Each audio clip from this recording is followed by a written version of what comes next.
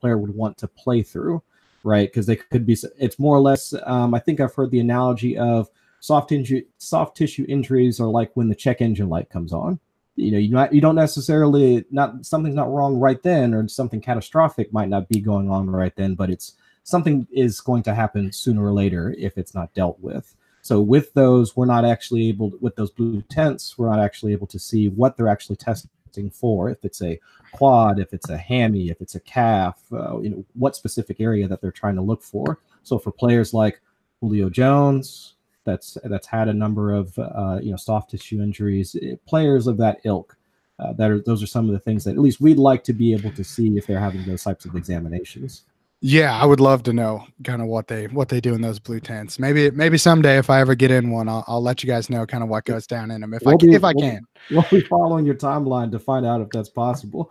But now I guess that leads into our next discussion, in that we always tend to freak out, I guess, as the fantasy community whenever injuries do occur. A player gets a concussion.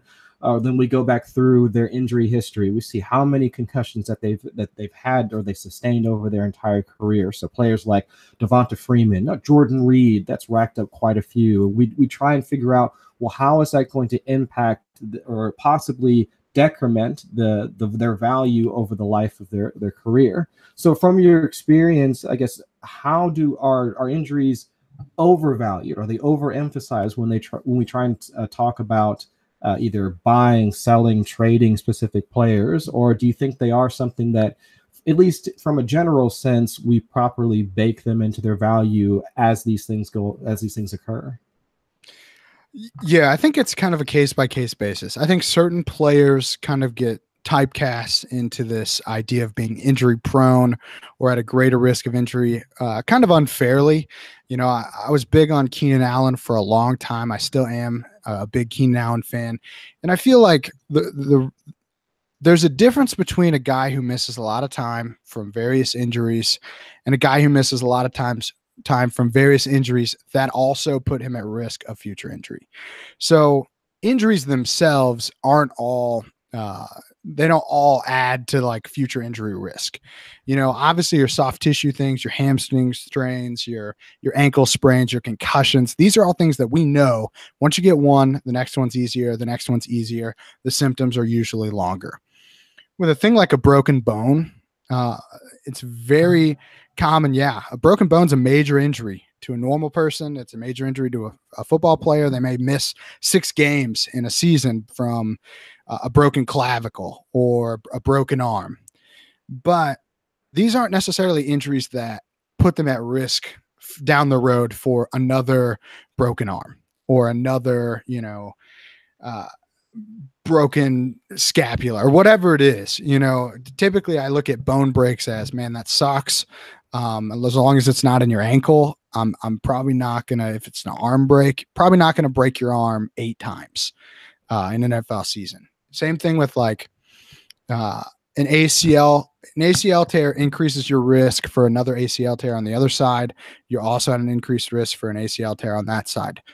But you don't see guys tear their ACLs 6 times. You do see a guy miss 6 games a season from hamstring strains, from ankle sprains, and those are those injuries that I tend to emphasize more. So just because a guy like Keenan Allen had missed a lot of games doesn't necessarily mean that he missed a lot of games from injuries that make him injury prone, I guess, if that makes sense. Now, your Jordan Reeds of the world, they're injury prone. I'm sorry. There's nothing you can do. I mean, he's got concussion. He's got multiple toe and foot injuries. These are things that as soon as you get one, the next one's easier. So I think in that regard, yes, injuries can be overemphasized or underemphasized. Now, let's go back to like a guy like Andrew Luck. And this is one that I didn't understand at the time because I just kind of got into really the industry of talking about injuries in fantasy football, but I kept seeing all this Andrew Luck hate coming out. We got bad news report after bad news report. He's not playing, then, he's not throwing the football. And these are things that, yes, they're concerning at the time, But I think you have to take a step back and go, okay, he had a shoulder injury. He's a quarterback. That's not ideal. He's he's the face of a franchise, so they're not going to just trot him out with just any old recovery pattern. And look at everything else that the team did last offseason. So while Andrew Luck's value is tanking, just as low as it's going to go, look at what the team is doing. They're investing a top 10 pick in arguably the best pure prospect in the draft in Quentin Nelson. I don't think that there was a more pro-ready prospect than Quentin Nelson was at offensive guard. They added another offensive lineman with the 37th pick, so a top 50 pick, two top 50 picks in the top, in a pretty good draft class. Right. In the offensive line, okay? You don't do that if you don't think Andrew Luck's coming back. Okay. They also spent some time adding players to the offense so that when he does come back, he has a better offense around him. They added Naheem Hines, a very good pass catching back. They added Eric Ebron, an underrated pass catching tight end. They added Jordan Wilkins and Deion Kane, who also kind of flashed before his own injury, sadly. But the point is that they spent a lot of capital and a lot of time going, hey, let's prepare this team to be good when Andrew Luck, our cornerstone, the most important guy on the field, comes back. And at the same time, everyone's going, oh, he's never going to play again, and his value is tanking. And I'm just looking around like, guys, what are you doing?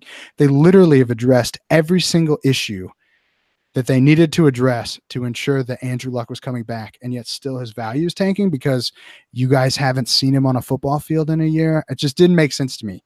Everything the team was telling us was, hey, Andrew Luck's coming back and he's going to be dang good. And then you look at Andrew Luck and he's of course beefed up. He's preparing to come back. He's preparing to come back. So, I mean, and it worked. That's the thing. It worked 100%. It's the first time in Andrew Luck's career that he hasn't been hit over 100 times from QB hits, which is a huge factor that plays into quarterback injuries. So obviously the offense looked pretty good. I think they still might be adding some offensive pieces this year, but it worked. I mean, they made the playoffs and they looked pretty darn good. So I think that was one that I feel like we overemphasized that injury way too much. Everything the team was telling us was, hey, he's going to be good to go this year. And yet still the narrative was, oh, just trade him now because he might never play again. Right. And I think it works both ways. So yes, Andrew Luck was a bad, we screwed up from the Dynasty community perspective. We missed on that value, because obviously now he's a top 3 Dynasty quarterback. On the flip side, you got a guy like Carson Wentz, major knee surgery, repairing his ACL and LCL. He had 2 ligaments, so 2 out of the 4 were completely torn, had surgery in November, and his value went up in 2018. Like, I don't get it. I know he had a great year, but I think people were not emphasizing the injury enough. So when he misses 2 games to start the year, that's a huge deal. When he has injuries later on in the year, that's expected with a major knee surgery like this. Now, obviously, you're not expecting a vertebrae fracture in his back, but the point is he was doomed to have a down 2018. So if you're paying big time premium prices after an injury like that, you're playing yourself. So I think it works both ways. Sometimes we way overvalue them and sometimes we way undervalue them. So I think that you kind of just have to decide where each player fits on that spectrum. Are you getting a discount? If you're not getting a discount for an injured player, you shouldn't be trading for them. Yeah, exactly. And I think just from the nature of those particular injuries, I think that's kind of what was the cause for concern, because everybody looked at, well, if it was, let's say, an ACL tear for Andrew Luck, I don't think there would be as much of a cause for concern. But since it was an injury sustained to his throwing shoulder, obviously you need that. So then there is a cause for concern. And the same thing for Carson Wentz. Carson Wentz was known, while he wasn't, I guess, known for his scrambling, but him being able to move out of the pocket and still continue to make plays in that Doug Peterson offense, that was a part of what made him great. So if you take that away, and that's not going to be now part of his skill set or part of his weaponry when he's on the field, then of course now we have to devalue him as a quarterback within that system. So that is all, the nature of that injury was what kind of took away from his value. So that is where, I guess, looking at the nature of the injuries themselves can kind of give us a sense of, well, how do we need to now, I guess, reassess the value of the quarter of that particular player? And I guess the same thing would go for any of the pass catchers, right? So if a pass catcher, like you were just mentioning, Jordan Reed, if the concussions, the soft tissue injuries, anything that saps your ability to run routes, be a quick twitch player on the field in order to gain separation and then move down the field or run down the seam, then of course you're not able to produce at the same level. So valuing both not just the injury itself, but the type of injury in regards to how does it affect the ability for that player to produce and to continue to produce once they get back out on the field. Those are all things that we need to take into context when we try and revalue or reassess those particular players. So moving on. Oh, go ahead. Chris, before we jump into the practical application, I wanted to get your opinion on this one, Ethan, because I agree that we screwed up on Andrew Luck. I was a bit bullish on him because I don't really buy that a player that young is never going to play again. I mean, his shoulder would have to be trashed for him to never play again. But now we have Cam Newton. So how can we fix our screw up this time around? Well, I think that ultimately it's how you interpret what's happening with Cam Newton. I think we may see the opposite of what we had with so many people screwed up the Luck evaluation. And now I think you see a very similar kind of scenario where, hey, he's obviously hurt. This is actually closer to what Andrew Luck was in 2016, where he did play through a shoulder injury and then he had surgery after the fact. And they said, oh man, we let him basically shred his shoulder up because we forced him to play. So the thing that I would say with Cam Newton, and there's not a lot of information on this currently because it's the off season and they don't really have to come out and nobody has to answer any tough questions about it, is with Cam Newton, the good news is that when they came out after the surgery, right after the fact, the reports were pretty positive. It was, hey, it was not as bad as we thought. Obviously he was hurt. He needed this surgery, but it wasn't. We didn't get into that shoulder and say, oh my gosh, this is a mess. Now you got to take that with a grain of salt. They don't have any incentive to be honest about it. But they will tell us kind of how Cam Newton is doing as we go through the off season. If Cam Newton shows up the first day of summer practices and he's throwing and he's looking like he's doing pretty well, by all means, there you go. Buy. If you're going to buy Cam Newton, you do it ideally right before that, and you look for some positive news right before camp starts, like, hey, is the rumbling that he's going to play? Then you go buy, because as soon as the news comes out that he's 100%, guess what? Value right back up. It doesn't take long for guys to go, as soon as Andrew Luck threw a football, I swear his ADP went up 4 rounds. So as soon as some positive news comes out, it doesn't take long for the Dynasty community to go, oh, wait a second, this is totally wrong. We shouldn't have these guys, at their ADP right now. So I think if you're going to buy, I typically say 40% of the way through the recovery. So if the timeline they give you at the beginning of the recovery is 10 months, you're buying at 4 months, because typically that's enough time. If something's going to go wrong, I call it the 40% rule. If something's going to go wrong, it's going to happen in that first 25% of the recovery timeline. That's when you're going to see your infections. It's when you're going to see, hey, something's wrong. We need to go back in. Those are the big things that are going to keep decreasing your value happen in that first 25%. Once you hit 50%, it's all uphill. So that's when the news starts coming out. Hey, by the way, everything's on track. We're doing great. So you want to buy right before that upward trajectory starts going up. So 40% is kind of what I say. So, and you can apply that to anything. Just do the math. I'm not going to do a bunch of math on you right now, because it doesn't really, I'm not Peter Howard, so I'm not going to be able to hit you guys with some math like he did last week. Peter just does it all in spreadsheets. It's fine. He wouldn't do it. Yeah. I love Peter. That wasn't a slight at Peter at all. I'm just saying that's not my strategy. I'm just saying 40% of the recovery timeline, that's when you that's your sweet spot as far as buying, because that's when you're really going to get you're still going to get that discount because there's still a little uncertainty. Are they going to come back? Are they not going to come back? You're still getting the discount of they haven't done anything great in the last, there's no good news coming out that's going to start shooting that value up. And that's where I would go with that. Dude, that's incredibly interesting. I had never put a number on it. However, I'd always been interested in buying players that have any sort of injury designation because the Dynasty community is very reactive and not very many people seek out the information like podcasts like this that have you on to tell us to wait for 40% through a recovery. So instead they see that a player's injured and in their mind he's injured until he's not injured. But now you see Cam Newton, who's perennially top 6, ranked behind Mitchell Trubisky. And nobody's really questioning it. And it makes sense to most people. It makes absolutely zero sense to me. So we don't have a lot of time to get into when to buy, but I'm so glad that you got that tidbit in. That is excellent information. Yeah, I know we're not going to spend a whole lot of time on this, but if anyone listening is interested in buying Dynasty players that are injured, I actually did a 5-step guide, and that was the first article that I did for Dynasty Happy Hour. So you can go onto Dynasty Happy Hour, you can just look 5 steps to buying injured players in Dynasty, and it goes through the process that I go through when I'm deciding, hey, is this guy worth buying? Is he not worth buying? And really, I think it's a pretty good article, not to toot my own horn, but it's a pretty good article at kind of going through all of the steps that you need to do to get that process in. So just another shameless plug there. Okay.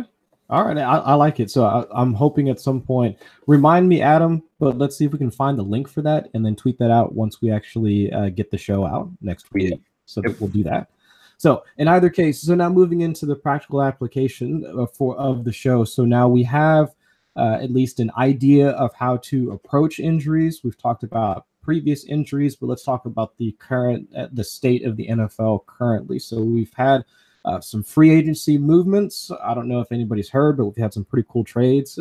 I'm now a Browns fan for case in point. Yeah, me too. Yeah, regardless of that fact, but we have had some other moves within the NFL that at least make some people sit back and kind of say, like, how is this team really evaluating this particular player or looking at the injury sustained to the players on their current roster? So I wanted to ask, do you see any of the moves that have either happened in free agency or at least how teams have been responding to any of the combine or rookie class right now that makes you think that some of the players that they currently have that are injured on their roster aren't really going to be there much longer, or that player might come back from injury and see themselves involved in a timeshare? So for instance, something like, I know it's probably not a huge QB controversy, but Ryan Tannehill going to the Titans, I see as something that's, at least it's something that makes you go, Mariota, while he came in with a bunch of hype, he hasn't really lived up to that. And then the injury sustained last season is just something to make you pause for a second. Now, Tannehill is not somebody that I would consider to be, a QB starter in waiting, but still a team taking somebody that was just starting in the league last year and picking them up. It's just, again, it's something that kind of made me pause for a second and think, well, is there something more to this, or now am I overemphasizing injuries at this point? So I was wondering if you had any other examples, or if you've seen any other movements that, as an injury specialist, has made you go, there might be something here that we need to pay attention to. Yeah, I think I'll touch on the Tannehill move because I really do feel like that says a little bit about kind of just where the Titans are as an organization with Mariota. With Mariota's injury, it's a nerve issue. So the problem with nerves is that they don't heal like other tissues in the body. It takes a long, long time to heal nerves. Nerves can heal as long as they're not in the spinal cord. But so this arm injury that he has, that's really kind of caused him some numbness in his hand. You can't grip the ball as well. It's going to take him a while to kind of get over that. And there's nothing you can do except for take some time. So I think that this move says a lot about kind of where they think about Mariota's health. I'm not saying that Mariota's not going to start next year, because I do think he will. Oh, right. Yes, and I'm not saying that means that Tannehill is this great quarterback that's going to even push him for the starter's job. But I think it's interesting that was what they were willing to give up for a quality backup quarterback. I mean, like you said, he's not a barn burner, but we aren't too far removed from Tannehill throwing for 4,000 yards, which, by the way, Mariota has never done. Tannehill's done twice. So I don't think that you can't just look at it and go, oh, that's just a depth move. You know, they'll make that trade if they really feel 100% that Mariota is going to make it through the whole season, which he also hasn't done since he got to the NFL. He's never played 16 games. So I think from that regard, you have to pay attention to it. Now, I'm not going to say that means Mariota isn't playing. I just think that that's important. Other one that kind of gets me a little bit, and it's not a huge fantasy implication, but I think it's just interesting to kind of note, is Randall Cobb going to Dallas. So obviously Allen Hurns injury, probably one of the most brutal ones that we had last season. I mean, full ankle dislocation with a fracture. Not surprising that he had the fracture, because anytime you dislocate your ankle, that's major trauma. So Eifert's, I thought, were one of the worst I've seen. Yeah, very similar injuries. Same thing with Alex Smith, you know, all three very similar injuries. You know, anytime a guy gets taken down from behind, his ankle snaps the way that those guys did. That's pretty major injury. But I think that Randall Cobb going to Dallas tells me that, one, they don't expect Allen Hurns to be 100%. And if they do, they don't expect it to last that way. Two, I think it says a lot about, you know, where they are as an organization from wide receiver depth, because even though I personally like Amari Cooper as your wide receiver 2 or 3 on your team, I don't want him as my wide receiver 1 in Dynasty, but he's a good player to have because he's going to give you those boom weeks. Outside of that, I mean, I liked Michael Gallup coming into last season. I think he's a perfect wide receiver 2 in the NFL. But they don't have really much else as far as pass catchers. You know, Cole Beasley left. Allen Hurns is obviously kind of uncertain if he's even going to play next year. I think he does, but I think this was more of just one of those moves where they said, hey, we need some wide receiver depth, and we need it pretty badly. So I think that one's interesting as well. Yeah, I think that's actually, I was just talking about that a couple days ago shortly after the signing, because again, if you do look at the team from a holistically, what's the trickle down effect? Adding a player like Randall Cobb, I mean, how does that play off of the value of Ezekiel Elliott? I mean, because we did see him having something of an outlier year in terms of the number of receptions. So if you now have at least a plethora of receivers available for Dak to throw to, like, how does that impact him? He'll still get the lion's share of the touches out of the backfield, but now is he actually going to be able to hit those 77 targets that he had last season? I don't really think that is possible. Yeah, so it's probably not going to be the case, but I would still rank him at his value in Dynasty right now. I think is safe, but still is one of those. It was one of those moves that made me kind of pause and think about how we are going to value all of the Cowboys that are going to be available for us to draft in the 2019 season. I think it ends up being a big step up from Gallup, and then Cobb being the Cole Beasley upgrade.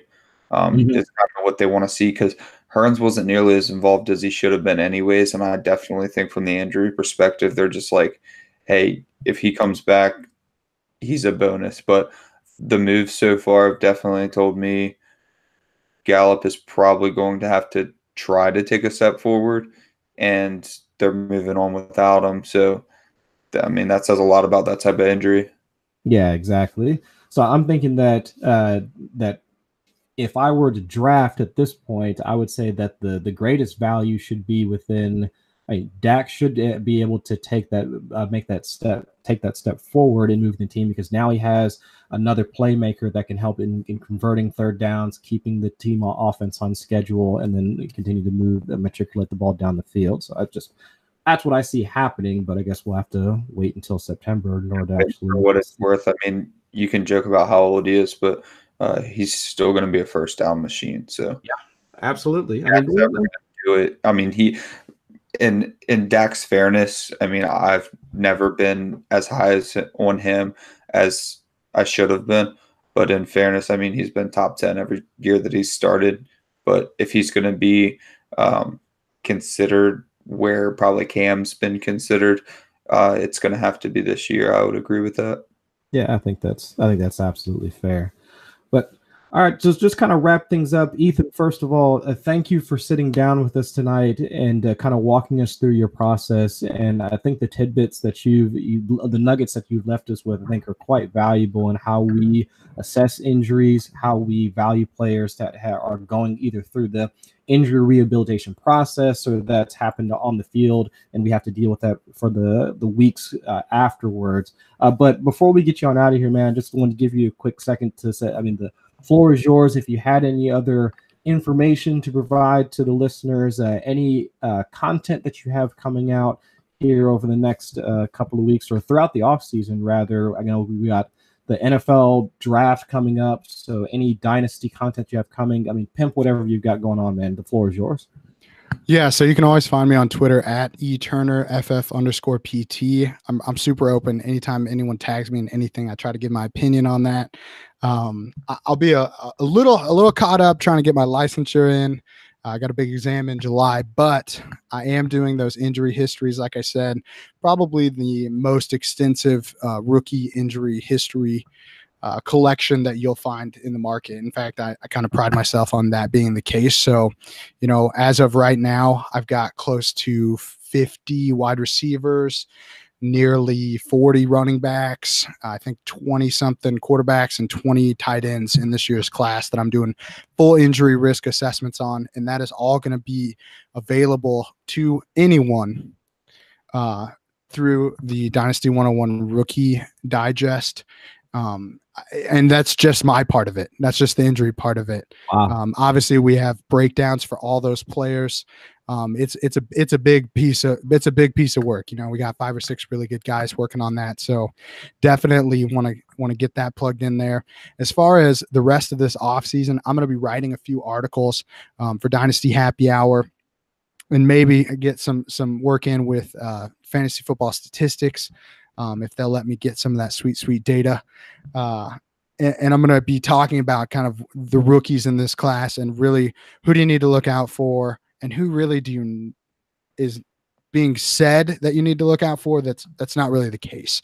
So kind of busting some myths as far as the rookies in this class. And then obviously in season, got a lot of content that is not official yet. So I'm not allowed to talk about it yet, but I can just tell you that I got big things coming for next season, talking about injuries in season as well. So definitely check out all of that stuff.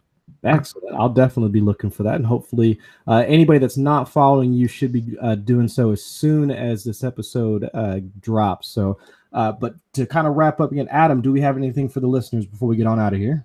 Yeah, first, thanks so much for coming on, Ethan. This is one of my favorite topics to discuss because I'm very anti-injury. And I would like to break the stigma of just seeing injury and freaking out. You have to take every single one with a grain of salt until you've got the information out there. So let's stop the freaking out and let's there's a difference between your Cam Newton and your Marcus Mariota, right? So glad you came on to get that information out there. Again, last week's episode, Peter Howard, that's out. Definitely check that out. Devy Owner's Manual Combine episode, and then also the post-hibernation weight loss challenge. Please jump in there. We're going to try to raise so much money for charity. We've got so many cool prizes out there, and top 10, maybe 15 are going to be winners. So, it's worth jumping in. Absolutely. So for Adam, find him on Twitter at APWildy. For myself, Chris Allen, you can find me on Twitter at ChrisAllenFFWX. We thank you guys for tuning in, and we'll catch you guys next week. Great work, Ethan.